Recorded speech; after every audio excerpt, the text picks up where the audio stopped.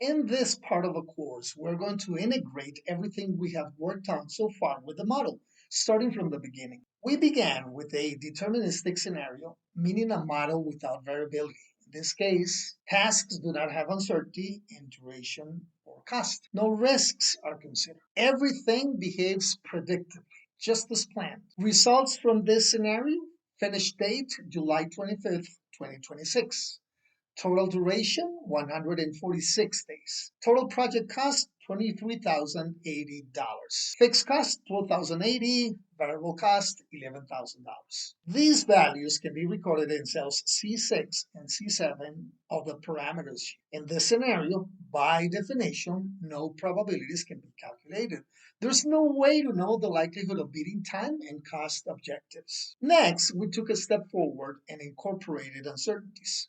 We did this by changing the scenario type parameter in cell parameters B7 from deterministic to probabilistic, generating a new simulation and then observing the results in column D of the output sheet using the 70th percentile as our reference. These reflect variability in tasks, durations, and costs. No specific risks are identified yet, but it is assumed that random factors may affect project execution. That's the job of uncertainties. We changed the scenario type from deterministic to probabilistic. We used a PERT distribution to represent variability. We ran a simulation of 5,000 iterations. We used the 70th percentile, the typical contingency level for IT projects. Results: new finish date July 30th, 2026, 5 days more than the deterministic case.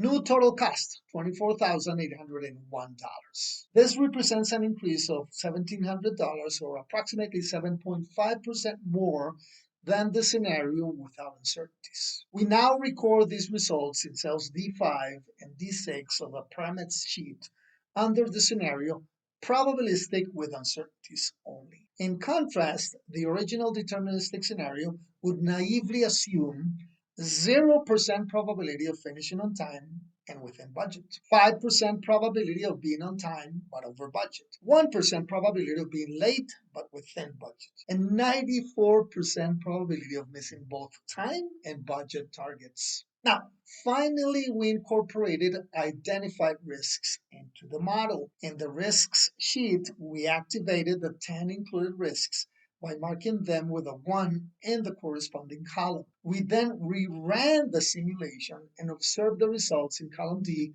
of outputs at the 70th percentile. We considered two types of risks: activity risks, those that affect specific tasks and duration and cost, and cross-cutting or transversal risks. Those affect the project globally, usually only in terms of cost. We ran 5,000 iterations again with these risks included. The results: finish date August 21st, 2026, 27 days later than the initial deterministic scenario. Total cost, $31,100. This represents a 35% cost overrun compared to the deterministic model. What now? We have now seen how the model evolves when we include 1. Uncertainties, 2. Risks, and 3. Simulations with different distributions and scenarios. If we had committed to the deterministic date of July 25th, 2026, and the budget of $23,080, we would have faced the following probabilities: 0% probability of finishing on time and within budget, only 1% probability of being on time but over budget, 0% probability of being late but within budget, and a 99% probability of missing both time and budget. In previous sections, we also identified, thanks to the correlation tornado, the most relevant project risk, and this is technical and integration problems. On the next section, we now ask the following question: what would happen if that main risk didn't exist? We will conduct a marginal analysis to study how results would change if we eliminate that risk. What mitigation strategies could be applied?